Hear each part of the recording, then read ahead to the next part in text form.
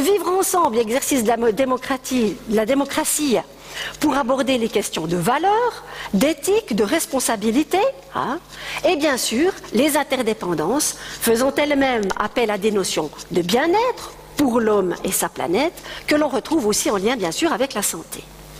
La situation transversale de cette formation générale, couplée à la transversalité des capacités, lui donne d'autorité une place de fil rouge, un fil rouge qui nourrit les domaines disciplinaires et qui va être lui-même nourri par ces domaines disciplinaires. Mais on constate aussi que cette éducation en vue d'un développement durable n'est pas complètement absente du PER, puisqu'on la retrouve dans tous les textes généraux, mettant en évidence les éléments que nous avons évoqués précédemment. Ce premier paragraphe montre bien la nécessité de sortir des cadres habituels de pensée et du programme stricto sensu en utilisant les thématiques d'actualité. Ce point 2 met le doigt sur la capacité à se forger des opinions grâce à un esprit critique passant par une clarification des valeurs. Et ce point 3 met le doigt sur l'interdisciplinarité.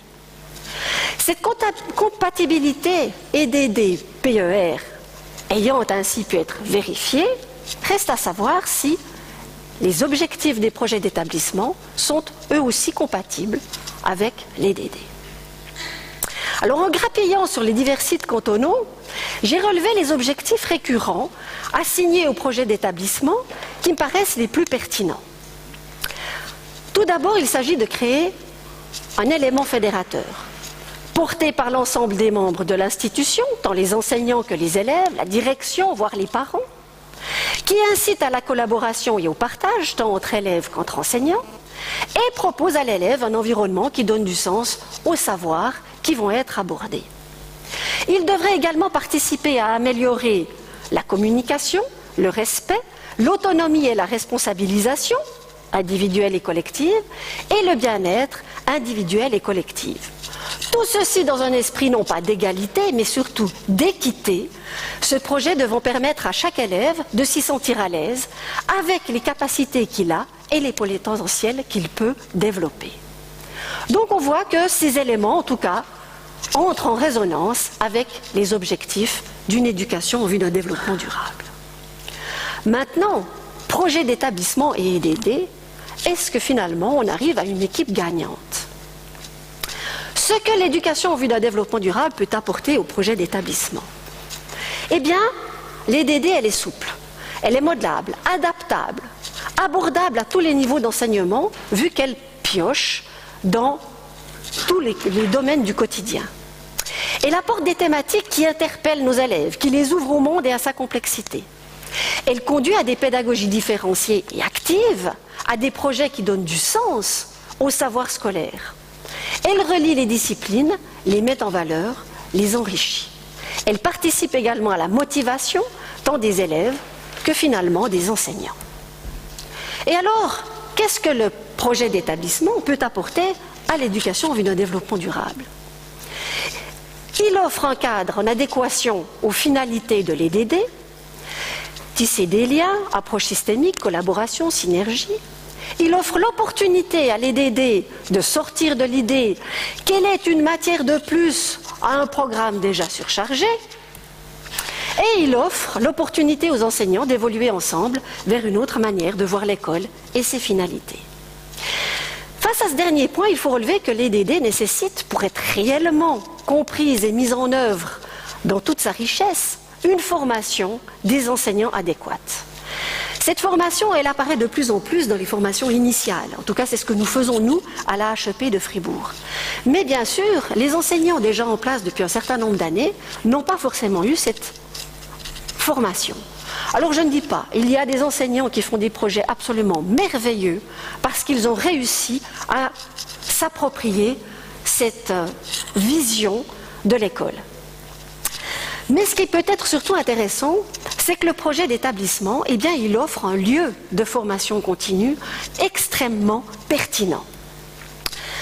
Bertrand Gremaud, de mon unité de recherche, a fait une étude sur ce domaine et on peut voir sur ce schéma qu'il y a toujours des résistances au changement.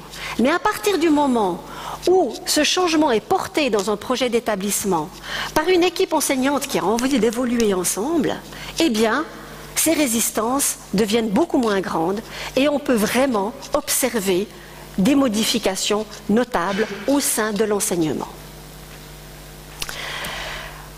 En conclusion, eh bien, je dirais que je pense sincèrement que cette synergie EDD et PE, donc projet d'établissement, peut être à l'origine d'une équipe gagnante. Pour autant que le projet d'établissement ne croule pas sous des lourdeurs administratives rédhibitoires, qui viennent souvent d'une volonté de contrôle de l'État, auquel l'établissement doit rendre des comptes. Si cette liberté de devenir autonome dans sa prise en charge est admise par l'État, alors cette synergie sera un plus pour tous, les établissements et ceux qui l'habitent, enseignants comme élèves, mais également pour notre société dans son ensemble, en permettant à chacun de nos élèves de devenir non pas forcément des militants engagés, mais au moins des individus responsables, capables de prendre en charge leur propre destin et celui de leur planète, sans simplement se laisser manipuler en s'adaptant à des changements qu'ils n'auront pas choisis. Je vous remercie infiniment de votre attention et je vous souhaite encore une très belle journée.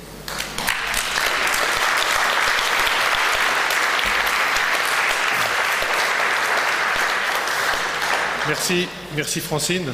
J'avais promis de faire 25 minutes, j'en ai fait 30. Est-ce qu'il y a quand même une ou deux questions? Peut-être qu'on va prendre quand même le temps d'une ou deux questions courtes. Bon, la première est toujours difficile à poser, vous pouvez passer à la deuxième. Non plus?